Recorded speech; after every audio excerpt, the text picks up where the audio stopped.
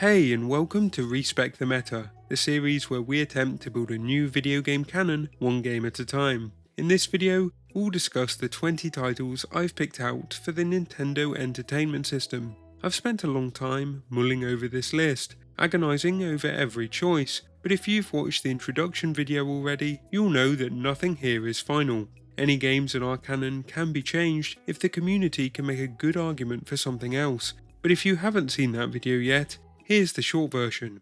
I'm going system by system through gaming history and putting together an alternative list of games to show off what each one has to offer. You could think of it like a collection of must-plays for the modern gamer. However, instead of what's most famous or most iconic, this canon focuses on what's most ambitious, accessible and enjoyable for as many different types of players as possible. To do this, we'll combine both essentials and more unique hidden gems to create something fresh. With a limited amount of space in each list, every pick has to earn its place, and of course, you can get involved too. Just make sure you follow the rules in the links below before you start hollering. With all that said, this is the first list I've ever put together, so let's just see how it goes. My NES list includes 12 essential titles and 8 more experimental releases. I'll be going over the essentials first, as those are the games that defined and then pushed the NES to its absolute limits. The experimentals, on the other hand, are the ones that didn't know there were any rules to begin with, and yet still brought something unique and unexpected to the system. Before we jump into my picks though, you need to remember that the NES era was basically the Wild West of game design. Developers of the 80s didn't have decades of established video game language like we do today. There was no standard layout for a camera, no agreed upon way to handle jumping, and no systems in place for how to save a game. They were inventing the rules completely on the fly, using hardware that had less processing power than a modern car key. Also, as much as I've tried to keep things accessible to everyone, a lot of these games are pretty hard by today's standards, so if you're new to a lot of them like I was, don't be afraid to follow guides and use save states. Many of these are a bit of a grind fest, so you'll probably enjoy them a lot more and probably get a lot more out of them too if you do a little bit of research first. Well, unless you're a masochist anyway. Another thing that you'll probably notice is that a few of the titles I'm about to talk about were released exclusively in Japan, so along with finding the games yourself, an English patch or two might be needed for full enjoyment. It's easy to do after a quick search, but I just wanted to let you know that it's a thing. Lastly, I feel like I should talk about a few of the biggest games that almost made it, but got cut in the final stages for one reason or another. You can argue for any of these of course, but honestly, I think leaving them off makes the whole project a lot more unique and interesting. Starting with the elephant in the room, one of the rules is if two games are very similar, the lesser one has to go. On any other list, Super Mario Bros. Would make it no question, but because of its bigger and better sequel, I had to let it go. Metroid is another one that may be a shock to some, but I'd argue that its repetitive corridors and constant health grinding make it a tough sell for the modern gamer. I'd still recommend it if you want to see the birth of the Metroidvania and don't mind jumping over some hurdles to get there though. And don't worry, I'm sure we'll be seeing Metroid again very soon. And then there's Contra, a classic for sure, but its short playtime, archaic arcade design, and brutal difficulty meant there were better games for the limited space. And of course, there's plenty more that didn't make it that could appear with a good argument or two. But once you've seen what made the cut, I think it will all start to make sense. Now, the list. In no particular order, here are the essentials. Let's start with the obvious. Super Mario Bros. 3 is here because it's too good not to be. After all, this is probably the NES game of all time. That could be debated with its older brother of course, but while that game is legendary for being the birth of the side-scrolling platformer, the third is legendary just because it's fun, and most importantly for this list, still fun to this day. In fact, the sheer joy of this game is still just as immediate and unending as it was when it released back in 1989. It's the Mario you know and love, just a little older and a little more charming. Where many NES games feel limited in scope today, every Mario 3 level is so different from the last, its worlds so packed with novel ideas that it remains fresh to this day. From levels like the mind-bending giant land to the airship auto-scrollers. This is the first Mario game with an overworld map, and the first to introduce power-ups like the frog and tanuki suits. It's ambitious, and its art style and timeless music make it a world that I could sink into again and again. All it's missing is a save feature, but don't let that put you off giving it a shot if you haven't already. Besides, Mario feels so good to control that you won't mind playing it again and again.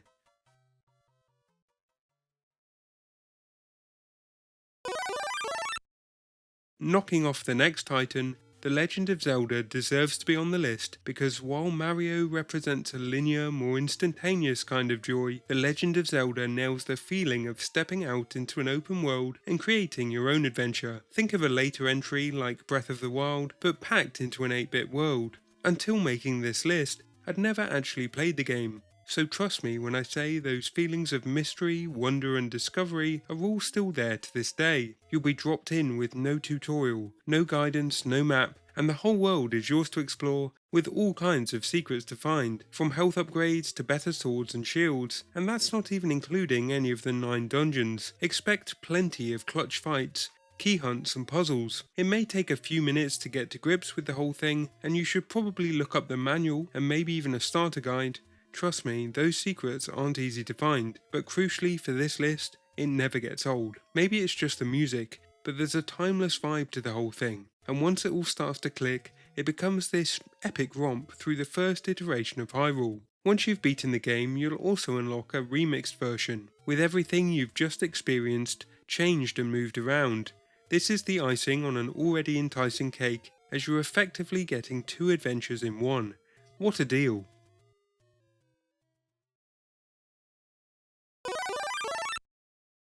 Keeping with the icons, let's move over to Capcom with Mega Man 2. Now most Mega Man NES games could easily make this slot. They're all pretty similar, easy to understand, and have that instant Mario fun feel, just with a harder edge.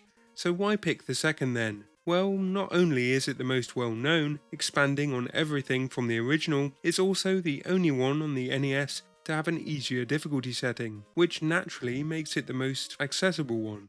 Regardless of which difficulty you choose, the quality is still up there with the best of them. The series is famous for one thing above all else: pick your stage, any order you want, take down the boss at the end and you'll earn their weapon to carry forward into everything that follows.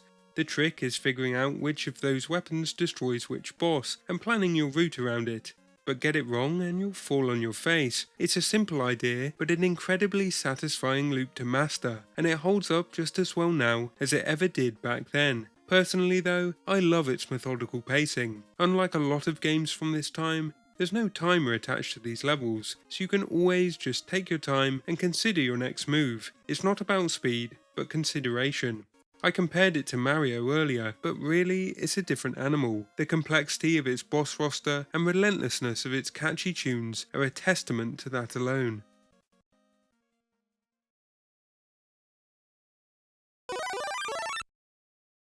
This may come as a shock to some, but Tetris isn't making it onto this list. It's not that it couldn't earn its place, it's just that I think it belongs to a different, more portable system. Dr. Mario, on the other hand, belongs right here. There's really not that much to say about it, as the beauty of the puzzle lies in its immediate understandability. Match the falling coloured pills to the viruses filling the bottle, clear them all, and you're done. Run out of space though, and you'll lose. Simple, but puzzle design this great doesn't age. Depth will appear when you're squeezed for space, either because of the sheer amount of germs filling the bottle, or from your own misplaced pills. It won't be long before you're jamming pills every which way in a futile attempt to get yourself out of a bind. But if you still don't believe this game has depth, go and watch some professional Dr. Mario championships. You'll get hooked too.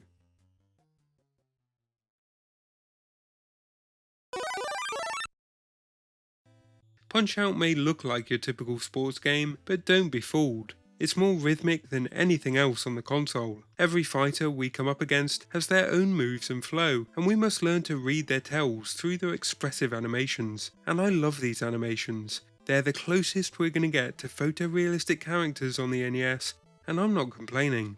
Anyway, if we manage to dodge, block, and counter their assaults successfully, we'll eventually come out on top. But that's much harder than it sounds. Early fights are approachable, late fights are brutal, there's nothing else quite like it, but the road to mastery is one of the best and most unusual experiences you can have on the NES, and that's why it's here. Personally though, I love the tension, that feeling when you're so close to getting knocked down, but you somehow manage to take out your opponent, only for them to suddenly jump back up before the count ends. That moment where you're waiting to see if you can squeeze out a victory or not is genuinely exhilarating. Most of the time it'll be you who ends up on the ground, mashing buttons trying to get up to have another swing. So here's a tip, make sure you look up the controls before you start. There's a lot more moves than you'd expect packed into that little controller, and I didn't know half of them existed until it was too late.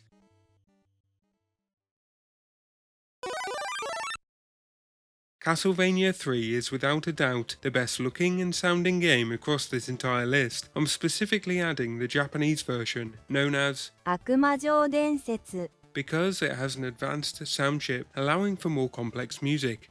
And not only does it sound incredible, it's also easier to beat than its American release. That's a win-win, because trust me, you're gonna need any help you can get with this one. It may well be the hardest game you'll see today. It made the cut despite being so challenging because of the insane level of ambition the devs poured into it. It's so crazy that I'd still find a way to get it on here even if it was impossible to finish. Though luckily it at least ramps up the challenge steadily. It's a good job too, because it brings a whopping 16 stages to the table.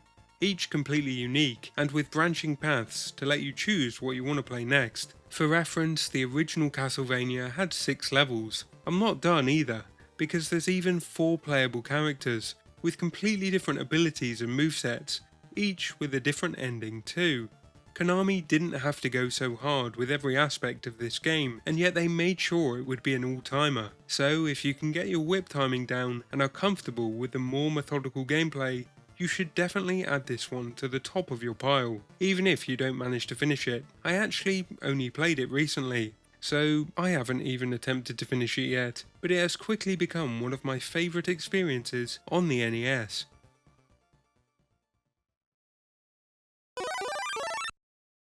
Some games on this list are very much of their time, Mega Man 2, Castlevania 3 and many more that are coming up. There's nothing wrong with that, sometimes that's what makes them special, but I'd argue that River City Ransom isn't one of them. This game is as fresh now as it was back on release day, it just has that much going for it. I've played quite a few beat 'em ups too, but never have I played an open world RPG beat 'em up where you can spend money you collect to unlock new moves and stat upgrades. It's wild to me that when you want to take a break from fighting, you can just wander down a street and buy a drink, and check out what else is available. It makes the world feel much more free than the more typical level-based design we see in literally every other beat-em-up game. Not only that, but it's funny and self-aware too, with animations that are full of charm. You can pick up and use everything as a weapon, from bats and chains to literal fallen enemies. It's madness. There's even a 2-player mode to play with a friend. Sure, the game is still simple, beat 'em ups are, but if you're looking for one on the NES, it's this one.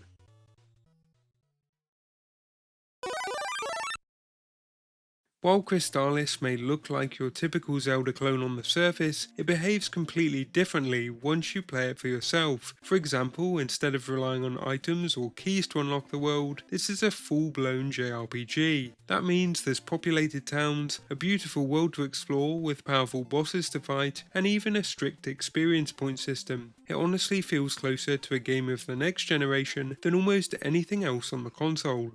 The most immediate and noticeable upgrade is in its aggressive combat-first gameplay. The game has much more fluid, multi-directional slashing and a collection of elemental swords that you'll charge up to unleash a variety of projectile magic. You'll be actively managing MP, casting defensive spells, and curing status effects like poison and paralysis.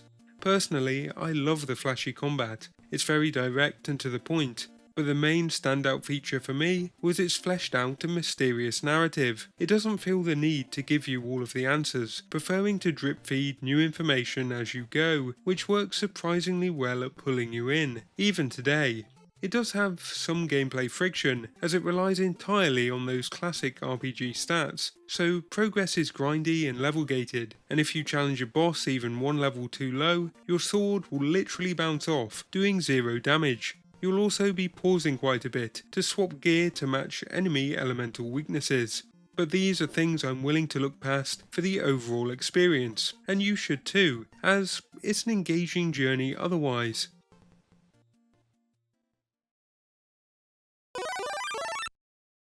The Guardian Legend is the only game on this list that successfully brings together two separate gameplay styles and fully fleshes them both out on one cartridge. There are only a couple of others like Vice Project Doom and Blaster Master that didn't end in complete disaster. Out of all of my options though, the Guardian Legend just can't be ignored. It does everything perfectly, and that's why it's here, so stay away, Bayou Billy.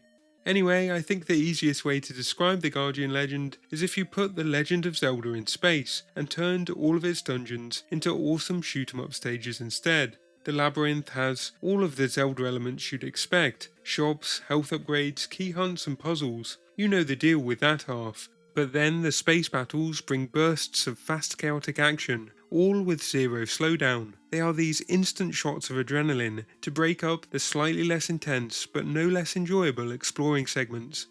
The best thing about this game is that it does both of these disconnected elements really well, to the point where they actually start feeling connected after a while. This was completely unheard of on the NES, and it helps that the currency you spend in shops is also your ship's sub-weapon ammo. So the more you manage to save, the stronger you are when it's time to get down and dirty. Those devs at Compile were absolute wizards.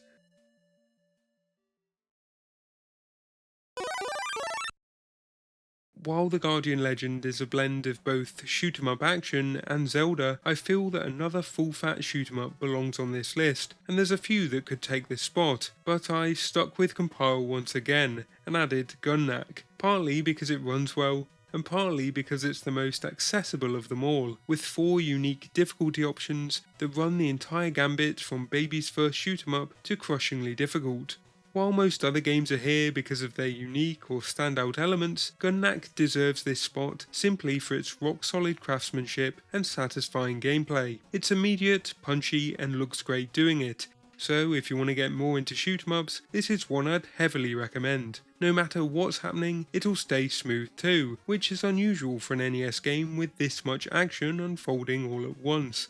Not only that, but a lot of shoot 'em ups are quite dry, featuring relatively realistic settings. Oceans and vague grey cities are commonplace. Gun Knack on the other hand is known for throwing all of that out of the window and making a game with much more imagination and variety, particularly in the enemy designs, with a more vibrant colour palette too. Finally, there's the weapon system, which allows you to level up a selection of completely different but mostly overpowered guns. Testing the limits of this chaotic little shoot 'em up makes it pick up and play in the best way. Now these last couple of essentials are in a weird situation because, well, full disclosure time, I haven't actually sunk enough time into either of them myself yet. I'm going off the massive community consensus here instead. Remember, this video is effectively a first draft. For future lists, I want to stream the games before I choose them, but as this is the first one, it didn't really make sense to do that. Luckily, most NES games are pretty short and sweet, so I could pretty quickly figure out if something fits here or not, but I didn't have 30 extra hours for this one on top of everything else. However, the day after this video goes live, I'll be streaming it to redeem myself and see if it really deserves a place on this list. Or maybe you think there's something better that I've missed. Either way, we can alter the list down the line. If that sounds fun, come and get involved. For now though, based just on what I've heard, Dragon Warrior 4 has to take the classic JRPG spot. What made it stand out to me was that the game is broken up into 5 chapters, and in each one you play as a different character, experiencing a different story with their own party members. It's like some proto-version of Live Alive or Octopath Traveler. That sounds way ahead of its time, and considering how praised this game is, I can only assume they did it well. The crazy part is that you don't even meet the hero until the final chapter, so the rest of the game is setting up all of the side characters and their stories. Then the hero brings everyone you've already met together for the final showdown. A specific part people keep mentioning again and again is in Chapter 3, where you play as a weapons merchant selling goods. You literally play out this guy's life, even going home to his family at the end of the day over and over until you decide to break those chains and start an adventure. This guy became so popular that he even has his own spin-offs. To be honest, I've never played a Dragon Quest game in my life, but this has got me interested. It seems like the most narratively ambitious game on the NES, so I'm really looking forward to trying it for myself, and I hope you'll join me.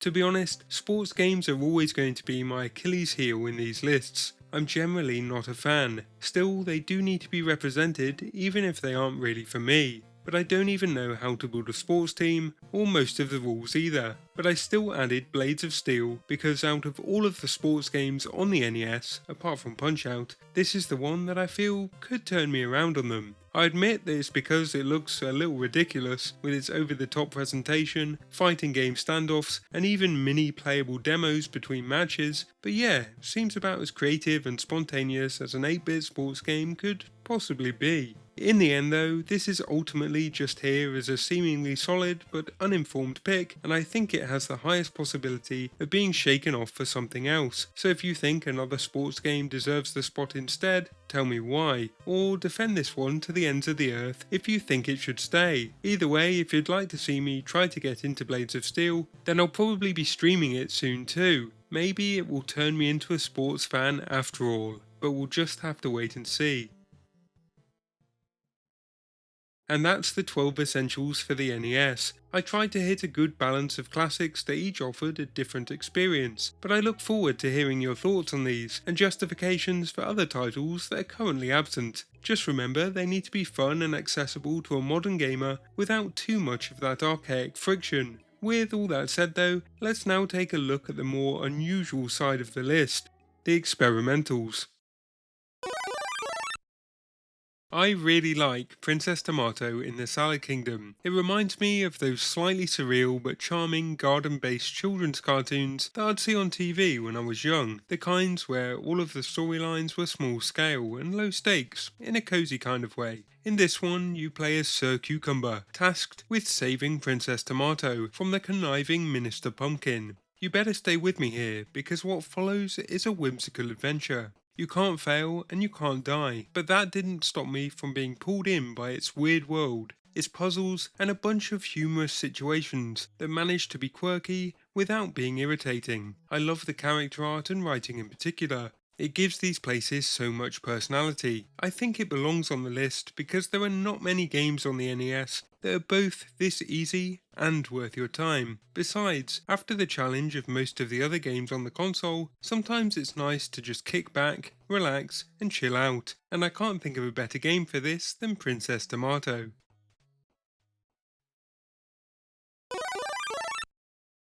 Sweet Home may just be the most historically important game in this collection. It was not only heavy inspiration for the original Resident Evil, but it single-handedly birthed the survival horror genre before the wretched term even existed. Much like in Resident Evil, it takes place in a mansion, but unlike those games, this brings in JRPG mechanics too.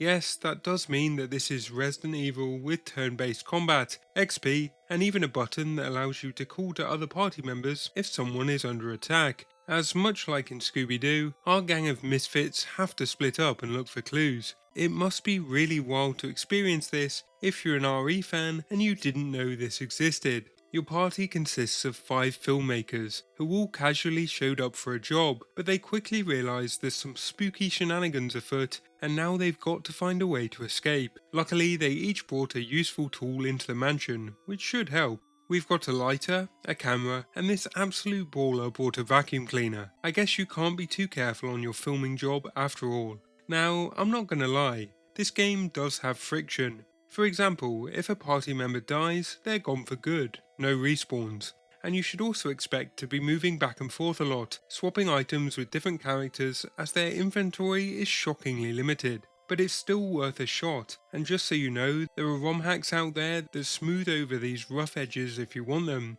You'll also need an English language hack for this one as well. Still, I know it deserves to be here as one of, if not the most crazy game on the NES that most people don't know about.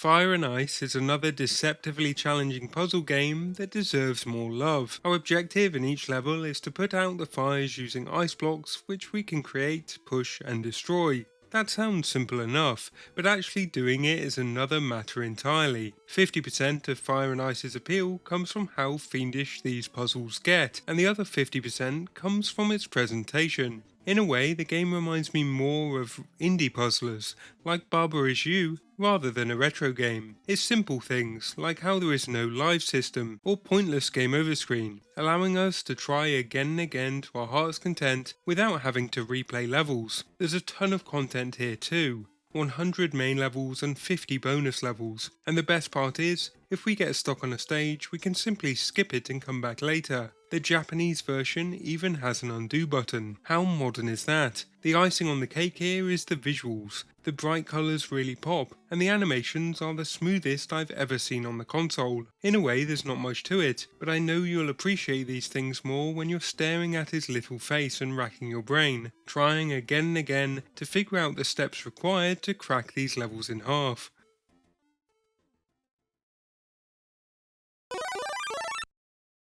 Do you like mechs? Do you like mechs that can control gravity? Well, that's Metal Storm, and while its appeal really is that simple, it gets that specific feeling of stomping around and shooting lasers while hanging from the ceiling just right. For starters, while the game is challenging, it doesn't have the cheap deaths you'd probably expect, as you always feel in control of the situation. This is because when you flip, enemies flip too, with each of the levels and bosses specifically designed around that ability. The only downside is that you do have the armor plating of a paper bag, dying in one hit, but the short stages, shield power-ups and unlimited continues keep things moving even if you have to replay some sections. Despite the challenge, this one is fun to master as you find new ways to outmaneuver each foe. Take your time, figure out your approach and bam, you have the upper hand. The enemies will definitely keep you on your toes as you dance around, but the whole thing is snappy, tight and well worth attempting if you want to look cool.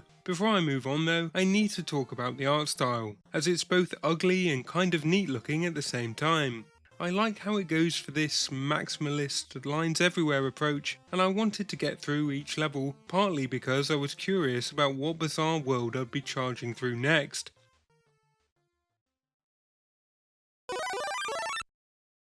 North and South is an American Civil War strategy game that's actually enjoyable on the NES, and yes, I can't believe I'm saying that either. It seamlessly blends turn-based tabletop decision making with real-time tactical combat and even some fast-paced side-scrolling action. Let's start with the presentation, which is immaculate for the hardware. The game is based off the Belgian comic Les tuniques bleues. and the translation of the art style from comic to screen is awesome. I especially love the animated panels that come up when we take an action. It's that little extra flair throughout that really sells this one. We start each round on the map screen, where you can either capture territory, block railways or secure supply trains. It all depends on what you need. Then when a war begins, we can control 3 different units: infantry, cavalry and artillery. I love watching all of these little guys running around. It reminds me of playing with toy soldiers, and each of them are surprisingly readable considering how few pixels are on screen. Then the side-scrolling sections break up the gameplay with something different. The train heist is a highlight, with the timer doing a great job of keeping the pressure on. Details like these put North and South way above the drab and characterless Word documents you'd typically find from around this time. I mean, even the way the text appears on screen looks smooth. The main thing is that it's easy to pick up and never gets bogged down in its own complexity. In fact, it's a great gateway into strategy games if the more complex titles look too intimidating.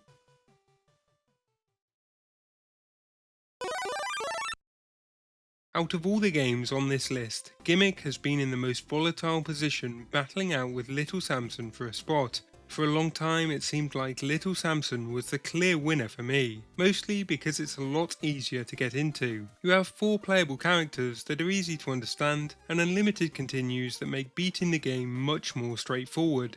The level design is neat too, as it feels specifically crafted around each of the characters' abilities. However, over time Gimmick has won me over, and I think it deserves to be here despite its difficulty. For starters, it's one of the best looking games on the system, and feels more like an indie game than a retro title. It's so bright, colourful, and the sprites have so much character. It also has one of the best soundtracks on the entire console, which, in my opinion, completely obliterates the output of Little Samson. Best of all though, it brings a completely unique, physics-based mechanic that's both a weapon and a makeshift platform. You throw a star that bounces realistically off walls and surfaces depending on your momentum and the angle that you release it. Get it right and you can actually jump on top of it, mid-air, to reach areas that would otherwise be completely inaccessible. It's one of those things that sounds simple but takes real skill to pull off consistently, and when it clicks, it feels fantastic. Much like with Little Samson, the levels perfectly complement this moveset, but to me these environments and even the enemy placement is a lot more interesting.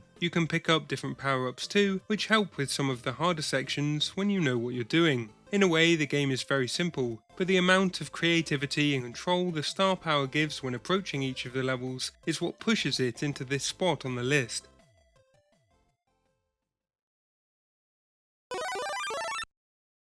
I'm here to tell you that Joy Mech Fight is a fighting game so amazing that we should all be singing its praises to this day, even 33 years later. This incredible title was released exclusively on the NES in Japan almost 3 years after the SNES came out, so of course, it didn't sell well, and we all missed out on gold.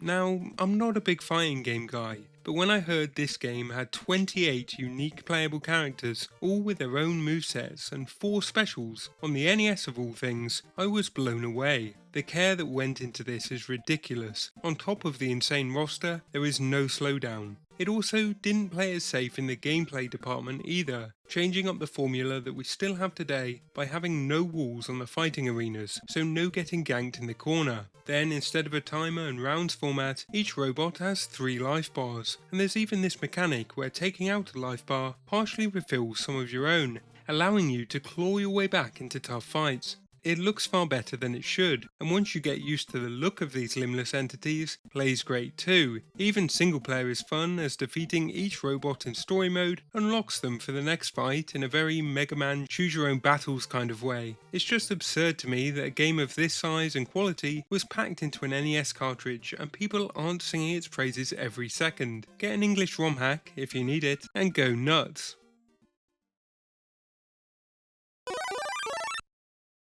The NES version of Rampart, as simple as it is, absolutely shines in multiplayer, and yes, there are technically superior versions out there, like the 3-player arcade port, but I think this 8-bit port fits our list perfectly. 2 players start by selecting a fort and placing down 3 initial cannons. You'll then spend the next round blasting away, trying to tear down each other's castle walls. Sounds easy enough, right? Well, here's the twist. The second the cannon fire stops, you are given a brutal 25 seconds to rebuild. The game throws a random selection of Tetris-like wall pieces at you, and you have to frantically patch the holes in your perimeter before the next assault begins. If you manage to completely enclose your castle core, you survive and get to place even more cannons, but if you fail to close the loop, well, you're probably dead meat. Personally, I love that the best players have the option to expand their territory by capturing neutral forts on the map, so while the game is incredibly easy to pick up, it features a surprisingly high skill ceiling and genuine strategic depth. With the right opponent, you'll be shouting and losing your mind in no time. And yeah, there is a single player mode included too, and while there's not a whole lot to it, it's at least a great way to get some practice in before your next real matchup. If the idea of this has grabbed you already, then I'm sure you won't be disappointed.